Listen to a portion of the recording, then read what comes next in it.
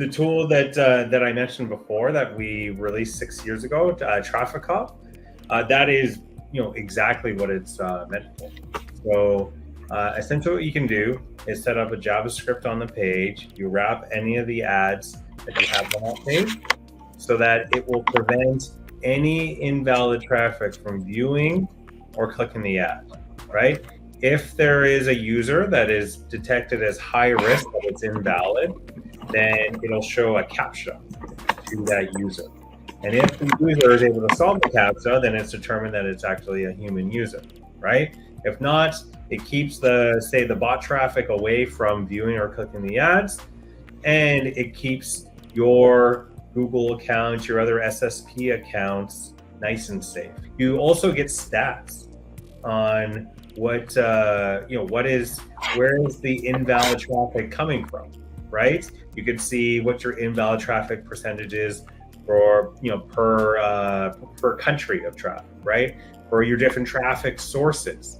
So you're like, okay, looks like I'm getting a bunch of invalid traffic from the Reddit traffic that I'm buying from. Okay, I'm not going to buy from Reddit anymore. I'm just wasting my money on that one. So that's how you can make some actionable decisions using Traffic Cop to prevent the invalid traffic, but also to make yourself more measured in terms of getting a better ROI on the audiences that you want to attract to your website, because of course you want as little invalid traffic as possible, and you don't want to buy any invalid traffic. So you can take a two-pronged approach, using the tool to prevent it and the data to be more measured in terms of which audiences to get a better ROI and avoid buying any invalid traffic.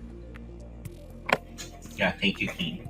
So the second question is just that I'm currently generating around, this is from Manoj Italia. So I'm currently generating around $10,000 in monthly ad revenue. My challenge is that my eCPM is considered unusually high compared to regular publishers.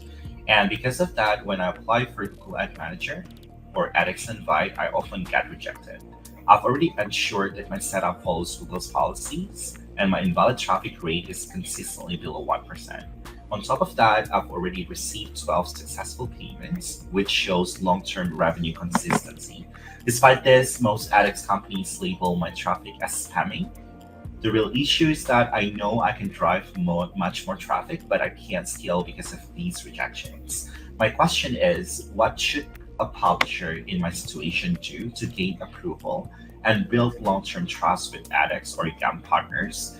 And are there strategies or steps that can help overcome this high CPM rejection issue? This is a great question. A lot of publishers kind of deal with these issues, and there is no restriction based on eCPM, right? The tricky thing is, when you look at the Google terms and conditions, not everything is there in terms of why they reject publishers. There's some there's some terms and conditions, some policy violations that are more in the minutia of it, and that's why we built a tool that we're going to be releasing soon called the Ad Policy Grader. What you can use this tool is you can type in the domain, right? And it scans all your pages, and it gives you a score out of 100, and it lets you know where you kind of sit compared to other sites. And it shows all the criteria. There's about 100 checks that it does of the things that you pass, and then the things that you don't pass, and then the reasons why you didn't pass, and which URLs, what pages are in violation, right? What are the details of the violation? So you can take action and actually fix them, right? So that'll help you deal with some of these issues, right? It's really hard to comb through all the terms and conditions yourself and make sure that you're following it properly, because there's so many of them. And the ones that aren't in the terms and conditions, or they're not clear, those are some of the most important ones as well.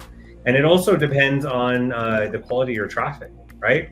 Are you using an invalid traffic solution to protect your ad revenues, because that's really important. And are you using a good solution that's trusted, that it actually works?